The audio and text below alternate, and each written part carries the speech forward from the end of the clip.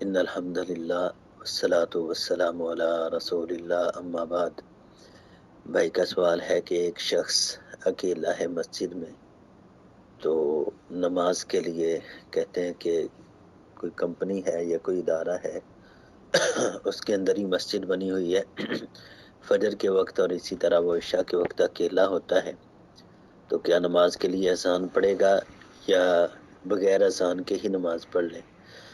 پیارے بھائی، اسے چاہیے کہ وہ اذان پڑھے، پہلے اذان پڑھے، اذان کے بعد اقامت کہے اور پھر اکیلا نماز شروع کر دے۔ اکیلا آدمی جو ہے وہ بھی اسی طرح نماز کے لیے اذان اور اقامت کہہ سکتا ہے۔ اس کی دلیل ہے سنن نسائی کے اندر کتاب الاذان اور اسی طرح سنن ابو داود کے اندر یہ حدیث موجود ہے۔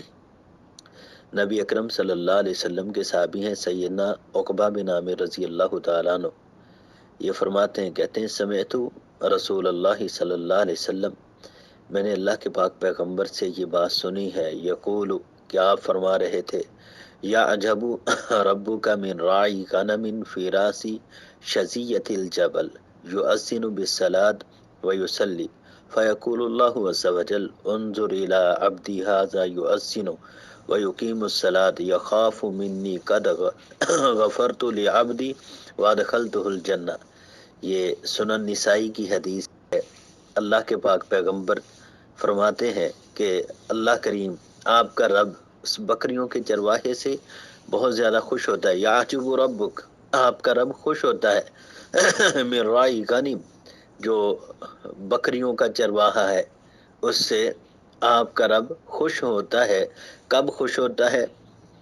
جب پہاڑ کی چوٹی کے کنارے پر اذان دیتا ہے اور نماز پڑھتا ہے۔ اللہ عز و جل فرماتا ہے، دیکھو میرے اس بندے کو کہ یہ اذان دے رہا ہے اور نماز قائم کر رہا ہے، یہ مجھ سے ڈرتا ہے۔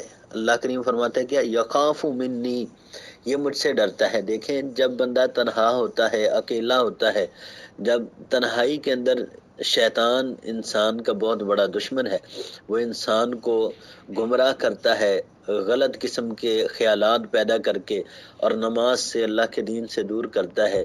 لیکن جب تنہائی میں بھی اللہ کریم کسی کو یہ توفیق، یہ ہمت عطا فرما دیں کہ وہ اذان پڑھے، پھر اقامت پڑھے، مسجد کے اندر بیٹھا ہے، ہاں جی، اللہ کریم کیا فرماتے ہیں؟ قد غفرت لعبدی، تحقیق میں نے اپنے اس بندے کو معاف کر دیا ہے، وادخلتہ الجنہ، اور میں نے اس کو جنت میں داخل کر دیا ہے۔ لہٰذا یہ بڑی خوش نصیبی کی بات ہے۔